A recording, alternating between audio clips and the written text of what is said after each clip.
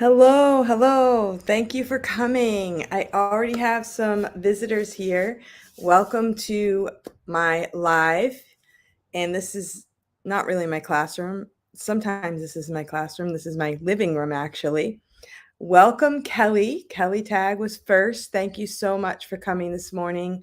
Hello, Evelyn. It's been so long since we've all met up on a live video. Thank you so much for coming. I'm so excited. Thank you, Casey, for coming. And who else do we have here? I guess that's it. So we have three. Welcome, beautiful flowers. Yeah, I figured I finally can use my sunflowers because they are seasonal now. Do you guys have sunflowers already? I have some growing. They're not quite blooming in my garden yet, but some people do in my area. Kathy, we are helping missionary friends with Vacation Bible School. Awesome. Hello, Luann. Welcome. Thank you for coming. So I kind of titled this as a teacher chat, and yeah, all my friends here are online teacher friends from all over the country. So exciting. Can you guys say exactly what state you are from? I know Kelly's from Virginia and Casey's in Florida. And let's see, what other states are you guys from? Welcome. So thankful that you guys could come. So this summer, um, yeah, I'm doing lots of things. Central New York. Kathy's from, Evelyn's Kansas. Okay.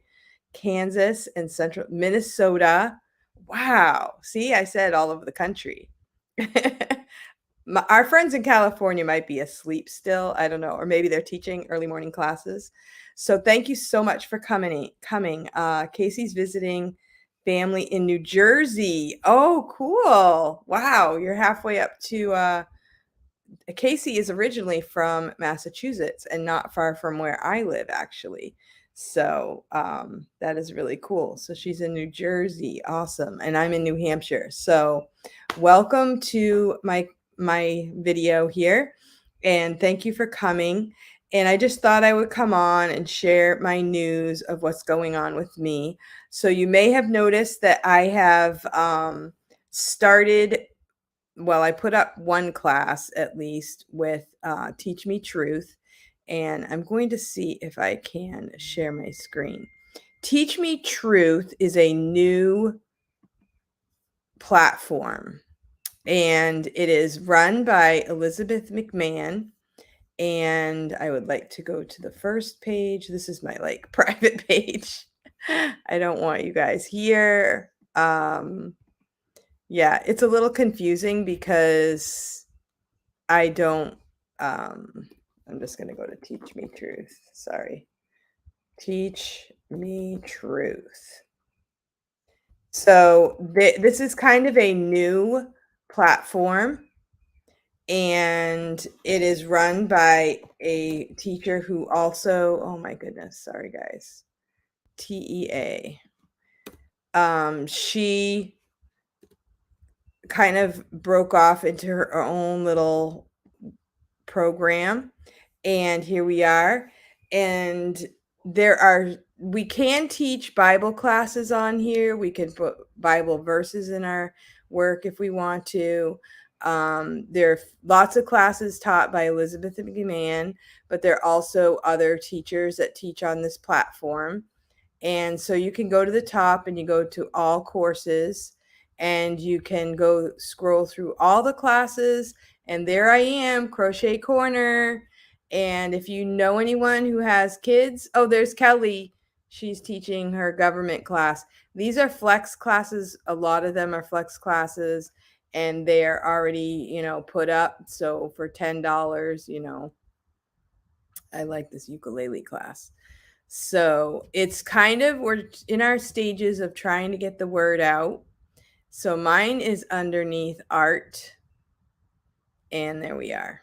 So there's also classes on entrepreneurship, which I think is really cool for kids, creative writing.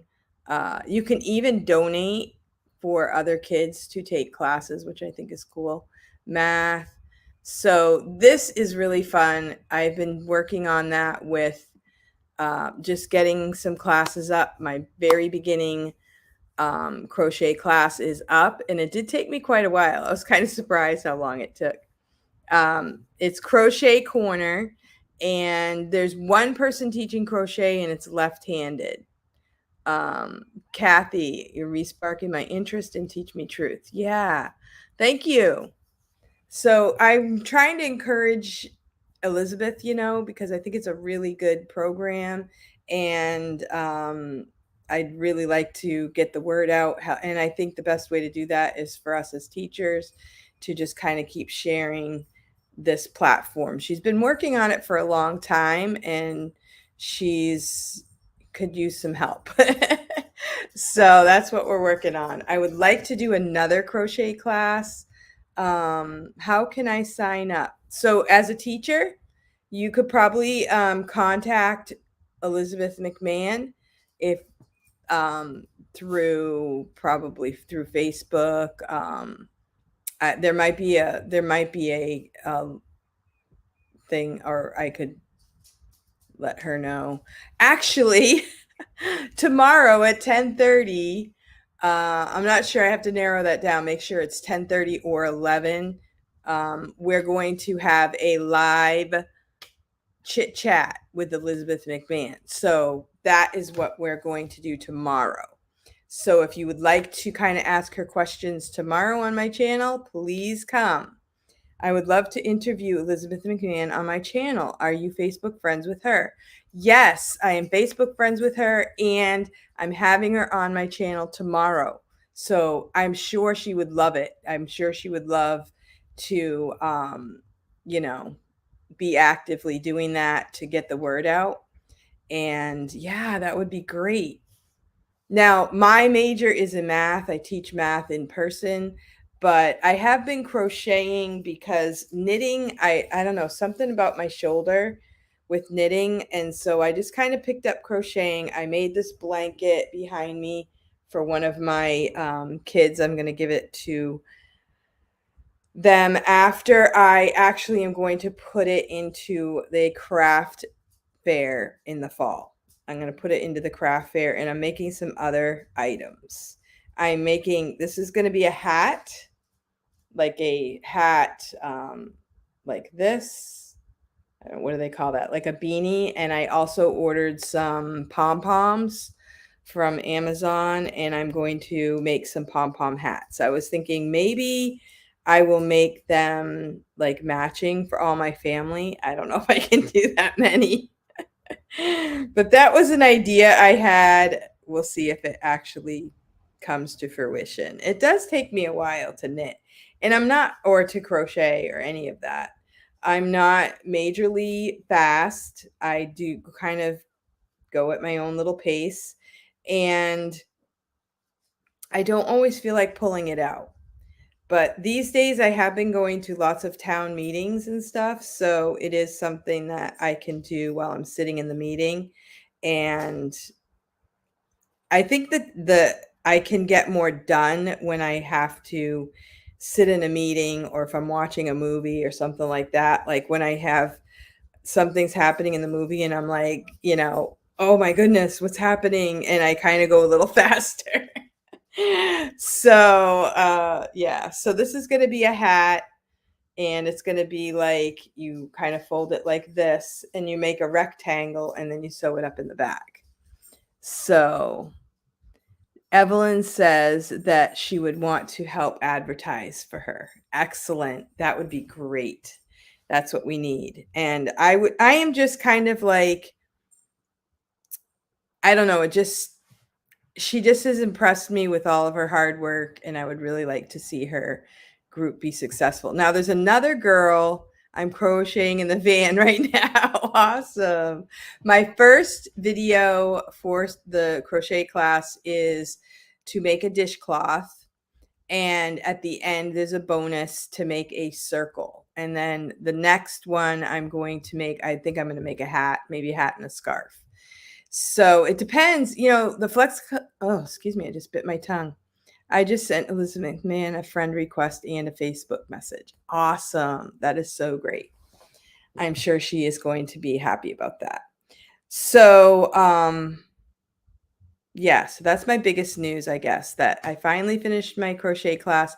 I haven't sold any. It's only $10 for the class, which isn't much, but if you get 100 people to buy your class, you get 70% on her platform. So that's $70 if I can get 100 people to take the class. So one would be nice to get started.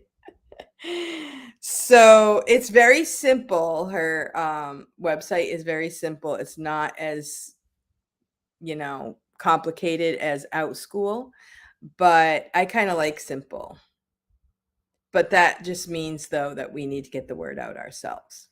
Okay, so that's my beginning little speech. Now, I have a really cool story for you. I am in this group, and it's called Weird and Amazing Things. And this girl, I can sign Esther up. Oh, cool. I will send you the link. Yasiro Lakshita. This girl is, I think it's a girl.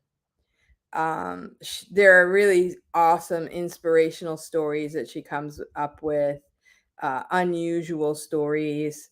And I'm going to read you a story that you might know some of the people in this story. I don't know. I don't know how to save the stories. I have to scroll all the way down to where it was. Every now and then I'll get a story from this group on my Facebook, and I'm like, yep, it's the weird and amazing stories. They're not always weird, and they're not, but they are usually amazing. So this is the story of Dr. Frank Mayfield was touring Tewksbury Institute. I don't know. Does anybody know what Tewksbury Institute is?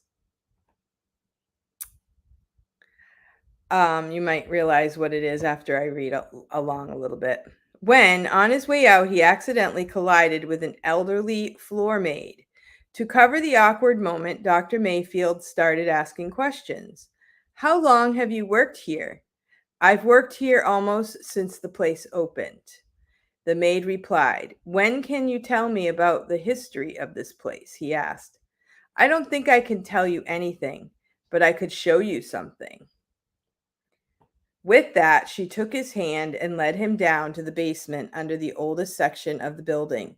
She pointed to one of what looked like small prison cells, their iron bars rusted with age, and said, That's the cage where they used to keep Annie Sullivan. Okay, does anybody know who Annie Sullivan was? Do do do do do do do do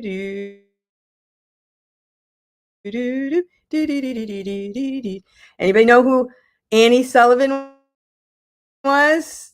Anybody? I got 6 watchers.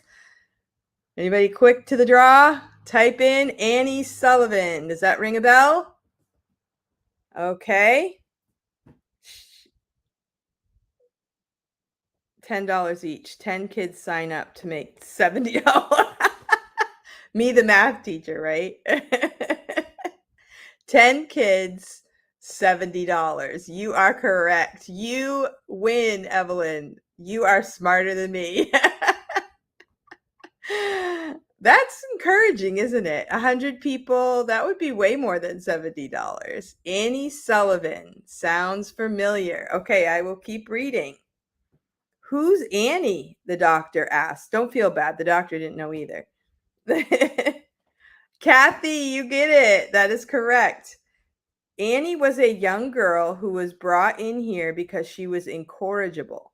Nobody could do anything with her. She'd bite and scream and throw her food at people. The doctors and nurses couldn't even examine her or anything. I'd see them trying with her, spitting and scratching at them. Did you know this about Annie? I did not know this, and I am a Helen Keller lover. I've read a lot of the Helen Keller books. I've always been interested in her. So this is the woman saying, I was only a few years younger. Yeah, the cage part threw me off. I thought it was a typo. I thought it was maybe Helen Keller that lived in the cage. So I kept reading. This really intrigued me. The Tewksbury Institute is the blind school. So here we go. I was only a few years younger than her myself. I used to think I sure would hate to be locked up in a cage like that. I wanted to help her, but I didn't have any idea what I could do. I mean, if the doctors and nurses couldn't help her, what could someone like me do? I didn't know what else to do, so I just baked her some brownies one night after work. The next day, I brought them in. I walked carefully to her cage and said, Annie, I baked these brownies just for you. I'll put them right here on the floor and you can come and get them if you want. Then I got out of there just as fast as I could because I was afraid she might throw them at me. But she didn't. She actually took the brownies and ate them. After that, she was just a little bit nicer to me when I was around, and sometimes I'd talk to her. Once I even got her laughing. One of the nurses noticed this and she told the doctor. They asked me if I'd help them with Annie. I said I would if I could. So that's how it came about. That's how it came about that every time they wanted to see Annie or examine her, I went into the cage first and explained and calmed her down and held her hand. This is how they discovered that Annie was almost blind. After they'd been working with her for about a year and it was tough sledding with Annie, the Perkins Institute for the Blind opened its doors. They were able to help her, and she went on to study and she became a teacher herself. Annie came back to the Tewksbury Institute to visit and to see what she could do to help out. At first, the director didn't say anything, and then he thought about a letter he'd just received. A man had written to him about his daughter. She was absolutely unruly, almost like an animal. She was blind and deaf as well as deranged. He was at his wits' end, but he didn't want to put her in an asylum. So he wrote the Institute to ask if they knew of anyone who would come to his house and work with his daughter. And that is how Annie Sullivan became the lifelong companion of Helen Keller. When Helen Keller received the Nobel Prize, she was asked who had the greatest impact on her life, and she said, Annie Sullivan. But Annie said, no, Helen, the woman who had the greatest influence on both our lives was a floor maid at the Tewksbury Institute. Hmm, that just makes me want to cry. So there they are. I always wondered, how a woman would give up her whole life, for a blind and deaf person and how she got that amazing ability to help Helen Keller. And now I know, like I had no idea before.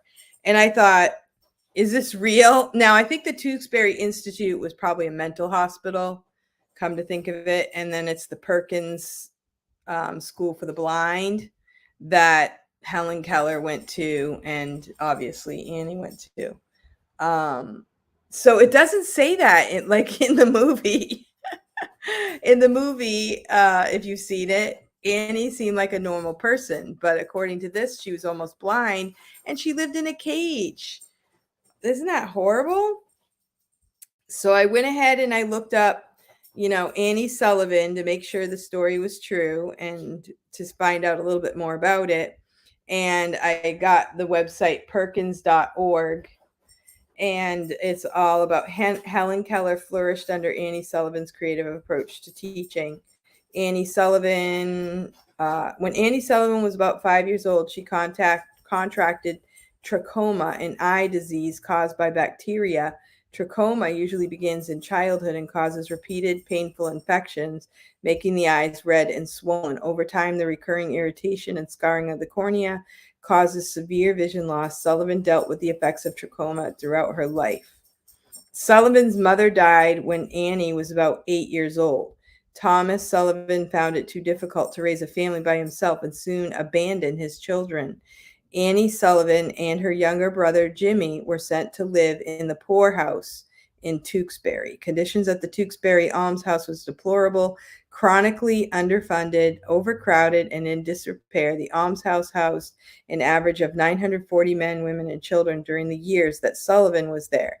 The mortality rate was very high. Within 3 months of their arrival, Jimmy Sullivan died. The children had been close, and Sullivan felt the loss deeply. So, early in her stay at Tewksbury, Sullivan learned from a resident who was blind that there were schools for blind children. Um, so anyway, then you can kind of read the rest of the story, but it's very interesting. And I did not know that in all the stories that I've read about Helen Keller. And since we're in education, it just goes to show that so many things we can learn from this. The maid who was there just did something kind, just an act of kindness, and it opened up someone's life, and it wasn't money, it wasn't a professional, mental health person.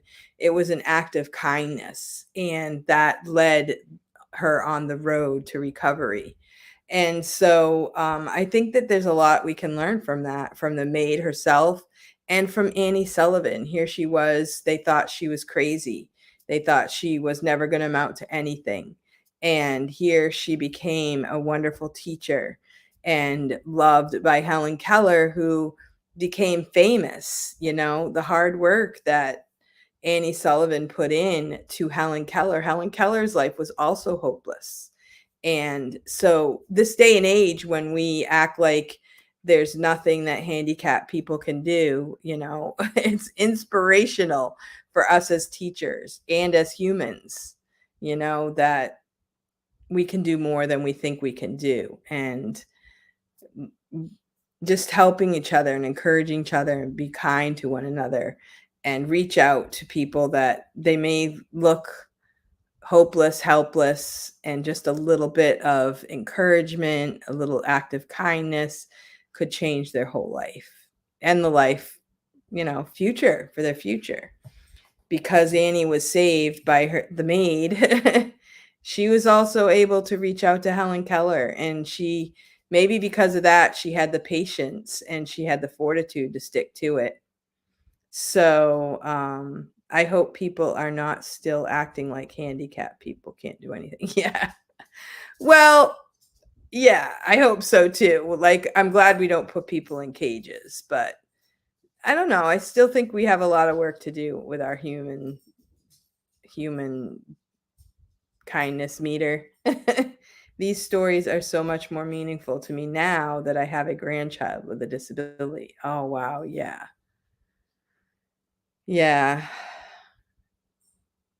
I've seen your pictures, and that is amazing what you guys. I mean, I've just seen people with my kids don't have disabilities, but I am thankful that they are loving to everyone, and just a smile can change a person's day. That's right. And there are a lot of hurting people, even if they don't have a disability. There's a lot of homeless people, that have unfortunate situations. Sometimes we judge them by their circumstances or their financial situation, when people are to be respected for who they are and just for humanity, right? So I just thought that was a really cool story. And how we think Helen Keller, I've read about her and how she could learn to even do speeches, even though she was blind and deaf. And she just did amazing things.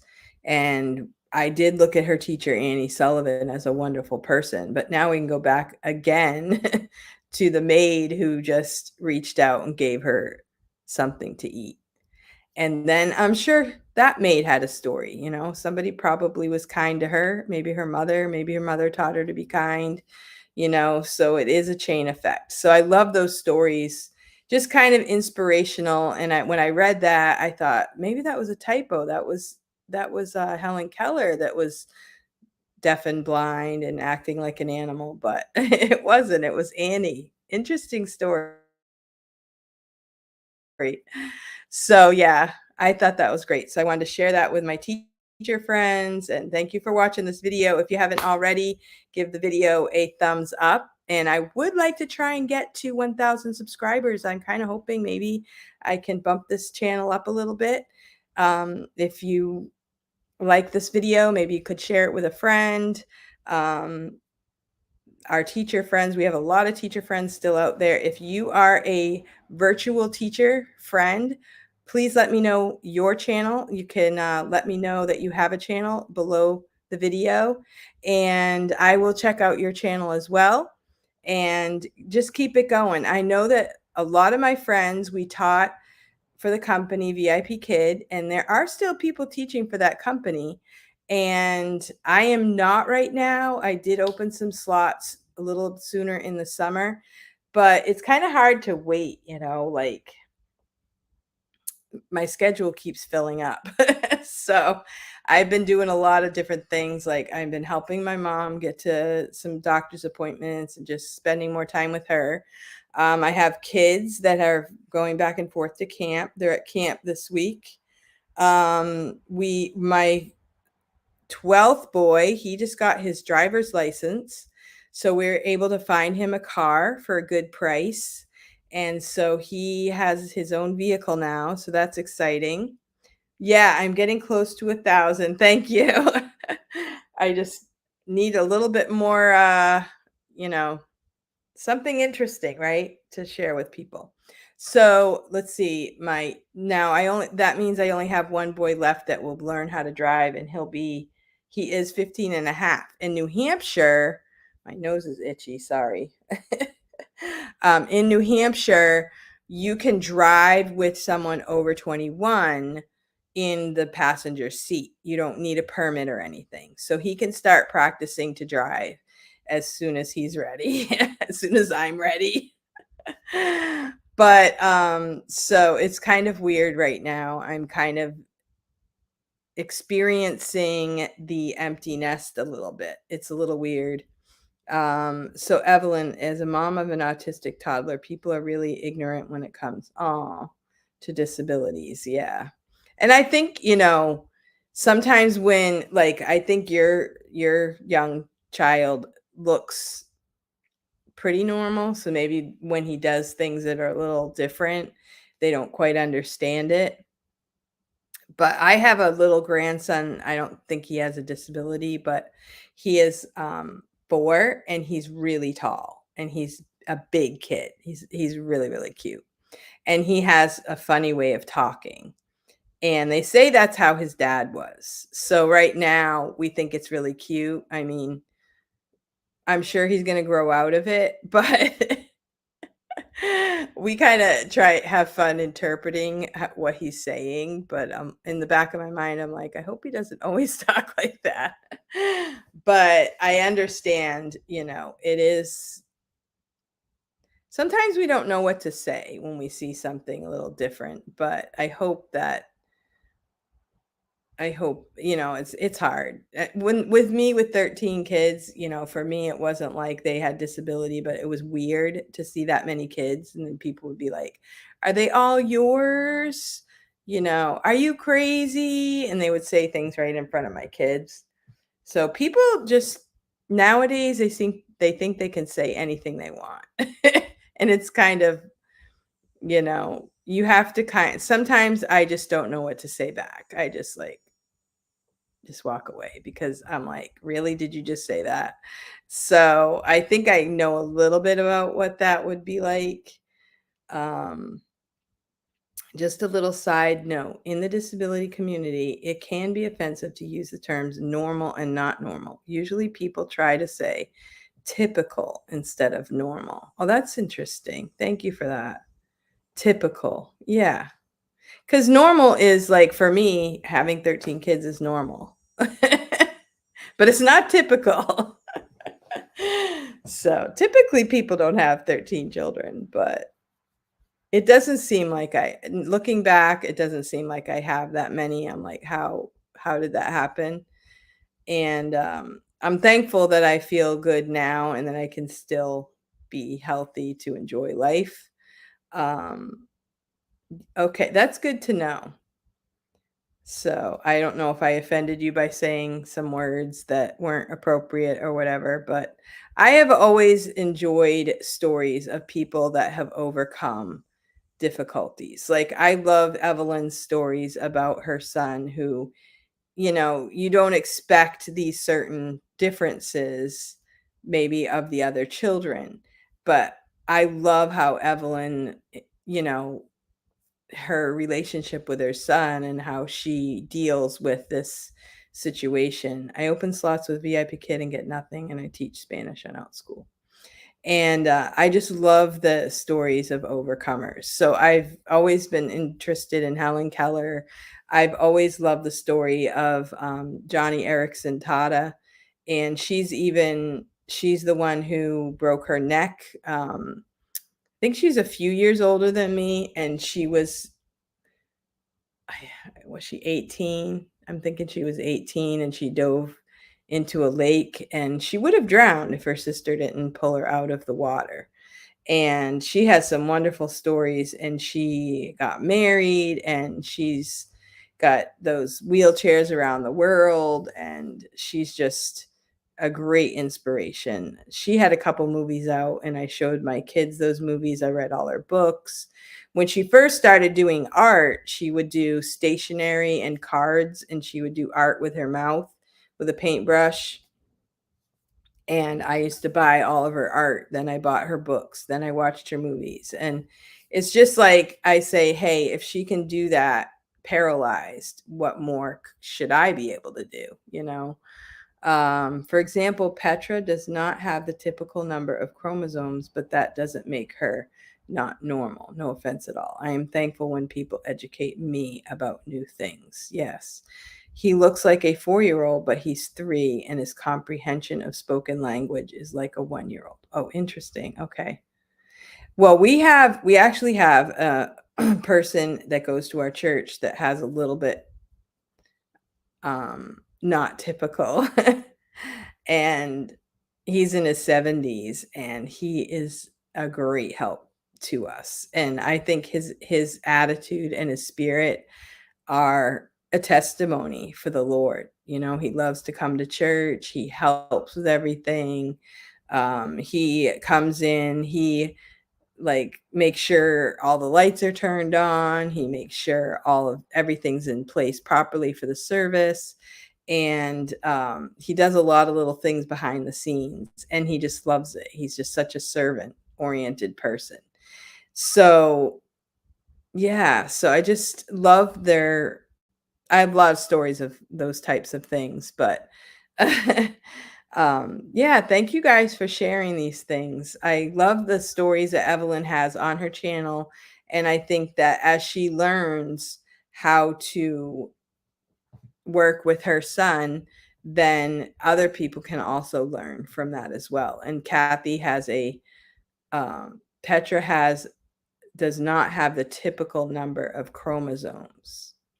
So yeah, I have a good friend of mine in high school that one of her children had the same uh, non-typical situation.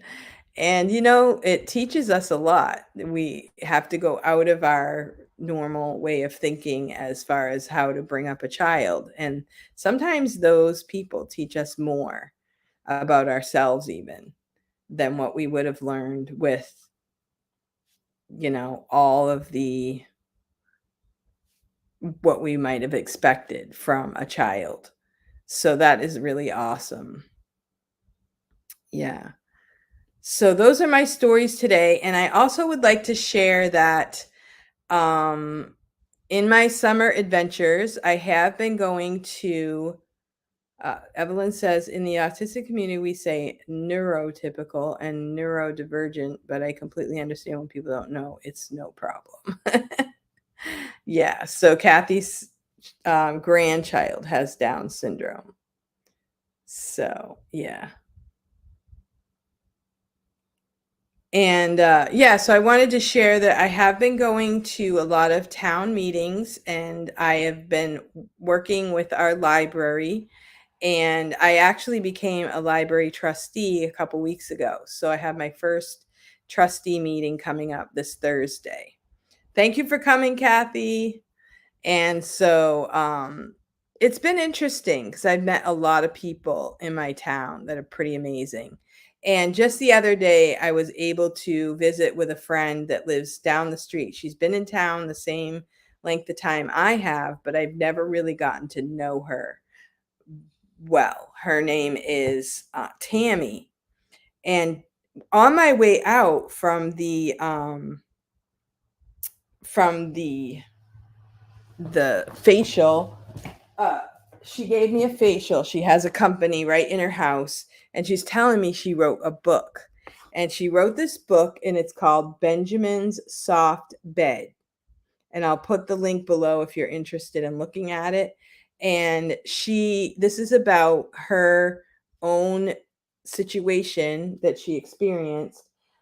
And it says on the back, Benny Mouse complains that he has a hard, scratchy bed. He sneaks away on an adventure to find something soft for his bed and encounters many dangers and surprises along the way, including the family cat. And this has like a Christian base to it. And it says Tammy and lives in New Hampshire with her husband Michael, their rescue dog Copper, two cats. They have two married sons, Ricky and Benjamin, a grandson and granddaughter. Tammy spends her time with family and friends, pampering clients in her spa, speaking at women's events, and blogging about Jesus on myfatherswellness.com. Tammy originally wrote this story in 2000 when her two boys were younger. She shared it with many classrooms during those first few years, and it was well received. It had remained in a notebook until God prompted her to look at it again. Now is the time, she heard God whisper to her. Her grandchildren now enjoy it, and now she hopes you will read it to your little ones and that they would enjoy it too. She also has like questions in the back to help you to ask maybe after the story, to ask the children that you read it to. And so this is a local author with a published book. And she also has this other book. Now, my friend, I said, "Do you have this in the local library?" And she said, "No, I don't think my library would want it." So I'm going to either gift this to them. I think I might just give this to the local library on Thursday. I don't know. But I think our library should have it. She lives in our town. She wrote the story. It's been in a notebook for 20 years, and she finally put it into an actual book. And I think we should promote it. We should tell people about it. I'm going to find a link and post it below. So if you want to buy one, Caleb teaches me a lot. Yeah. She also wrote this really cool devotional book called Anchored in Him, Finding Refuge in Your Storm. And I read through this. It's actually a devotional book. And she has like questions and answers. And it's really good for a person going through a storm, obviously, or, maybe somebody that doesn't know God and is searching. Her very first welcome says, "Welcome, traveler." And she really talks to you like she cares. She is she's a caretaker. That's her business. And it's also caring for the heart. So, word to meditate on: seek. The Lord says that if you seek him, you will find him. And she asks questions to make the author, the reader, think.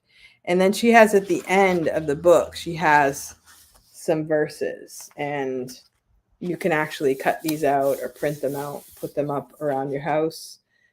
Seek Psalm 105:4, seek the Lord in his strength, seek his face continually.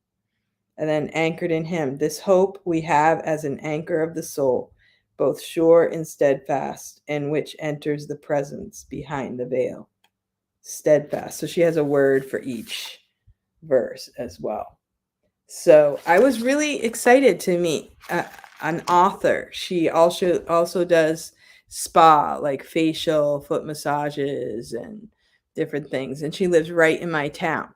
So I would encourage you, go meet some people in your town. Go to your town meetings. It's not all about, going in there. A lot of videos we've seen or things in the news that people go to a school board meeting and they're, shouting at the school board.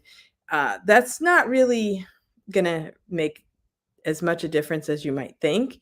But just going to the meetings, meeting people, finding people that you can connect with, and, sharing the truth. Like, for example, this can be in our local library. The local library is for all people, including Christians. A lot of times as Christians, we step away from the public square, but that's a good place to actually make a difference. And so see what the Lord would have for you to do. There are many ways that we can connect with people that we might not be tapped into. That's what the Lord's been teaching me. So I actually have a friend that I met that I'm going to give this to because I've read it and I want to make a difference in someone else's life. I'm going to give it to someone, and then I know that Tammy has more copies. I can get another one. And it's a good way to help people. People nowadays have a lot of questions. Maybe they're anxious, they're wondering what's going on, or they just need some reassurance that everything will be okay. They need to know who God is, or maybe they kind of know who God is, but they have lost their way, or do I still have faith? That I've been going through a lot.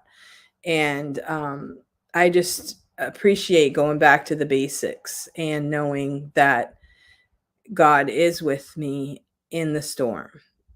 This life is going to be full of storms, and sometimes we don't want to think about that until the storm actually hits us, and it's tough, but I am thankful how God has shown me people that encourage me. And right now I feel like I'm still at the needy stage. I'm hoping I'll get out of the needy stage so that eventually I can be strong enough that I can reach out and help others more than I do right now. And so those are my goals, to get my feet back. I was going to say on the ground, but maybe on the solid rock, maybe anchored. I want my anchor to be a little stronger. I need to, I'm still healing myself. So I'm trying to, part of me doing videos is to think of ways that I can encourage others, and just kind of do something other than just feel like I'm in shock. And I am doing work around the house. Yes, I will. I can send you one, Evelyn. I'm going to find out where she has one. I don't know if she has it on Amazon or if she has another place on the internet, and I will post the link below, but I'll also send you one. Yeah, I really liked the simpleness of this, and I'm going to give it to one person. I'm thinking maybe I'll find another person to give one to, so I'll have to go buy another one. But yeah, so like I said, I still feel like I'm kind of like grasping at things to just keep myself from drowning at this point still. So that's why I kind of like, get into the crocheting, and I try to get outside of my self and my little world so that I and find things to do that I find uh satisfaction in, like making the classes for Teach Me Truth, encouraging Elizabeth on her journey, making videos. I will be starting school in the fall, and that is really good because that does keep me busy, keeps me on a schedule. It is very tiring, but I do enjoy it. Our school is growing. I've heard last year, I think we had up to 130 students, and they're getting more and more students, maybe up to 130, up to close to 200 students, which in our area is pretty amazing because we've had Christian schools that have actually closed because of lack of students. So to have a school grow that quickly is pretty amazing for this area that I live in. But it's, I enjoy it. My boys, like I said, they're at a Christian camp right now, and they will be going to school in the fall. I have 3 younger boys, and I feel like I feel like they're the 3 youngest because they kind of all go together. Instead of 1 youngest, I have 3 youngest. And the older of the 3, Jerry, he graduated and he got a really good job. So he's working, but he was able to take the week off and go to camp, which I'm kind of glad for because in 2020, we were obviously isolated. 2021, they were kind of shy because of everything we've been through. And only my youngest went to camp. And normally I never encouraged camp, honestly.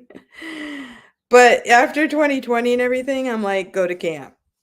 So, and then this week, last year at this time, the youngest went to the camp with the school that I go to.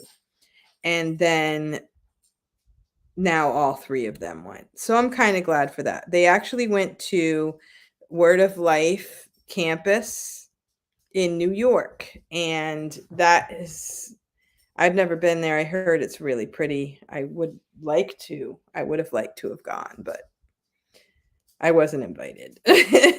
So I'm home doing housework.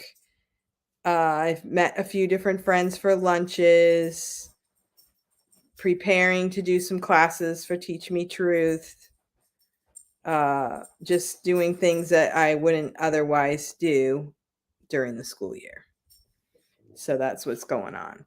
So thank you, Evelyn. And I kind of miss your fun videos, your crafting videos. You do a lot of family videos, but I can remember some of your videos way back when I first went on your channel, like the funny ones, reaction videos.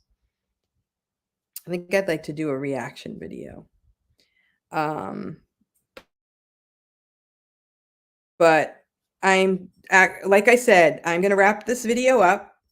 I have some housework to do. I have someone I'm going to go see today. Tonight at our library, we're having a Civil War historian, and he's going to shoot a musket. So that's going to be the excitement of my town tonight. And tomorrow, if you're free, please come back to my channel at 10:30 a.m. It might be 10:45. It might be 11. I have to nail that down. I'll put up an announcement. And Elizabeth McMahon from Teach Me Truth will be coming, and she is going to be interviewed by me, and that should be exciting. So thank you. Yes, it feels like drowning. Yeah, crocheting helps. Yeah. I will read her book on my channel. Oh, cool. That sounds awesome. Yeah, so I appreciate you coming to this video, and I've been here for a while. I should probably get moving along in my world. We had some really bad rain on Sunday. We actually had tornado warnings, which for our area is very unusual. We had major downpours in my town, and my town has a lot of water. And like to go out of my road, there's a little bridge there, and I have seen it flooded over, but thankfully it didn't get flooded over. But there are some towns, northern New Hampshire, that the roads got completely washed out. So people up north got it worse than we did, but it was a really hard thing.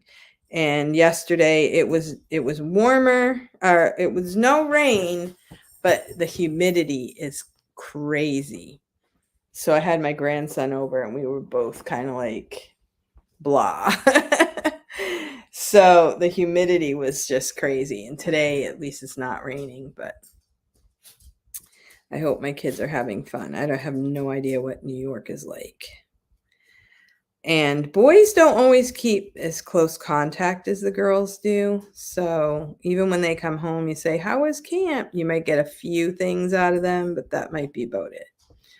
So, all right. So thank you so much for coming by. Kelly says she's busy tomorrow morning, but she'll watch the replay. Thank you. Yeah, yeah, and Kelly's on Teach Me Truth too with the government class, which is very good to for every kid. Every kid should be studying the government, and there's a lot to it, but when it boils right down to it, it's government with checks and balances so that um, we don't end up with a monarchy, right? So, yeah. All right, so I guess I'm going to go too. And thank you so much for watching. And hopefully, I'll see at least some of you tomorrow. If not, we'll see you on the replay. Thanks for watching the video. Don't forget to give it a thumbs up. Subscribe if you have not subscribed. And if you have any ideas, things you want me to talk about, or anything you want me to announce on this channel, whatever, please feel free to message me at normancindy13@gmail.com. Put a note below or find me on Facebook. Thank you so much for watching. See you next time.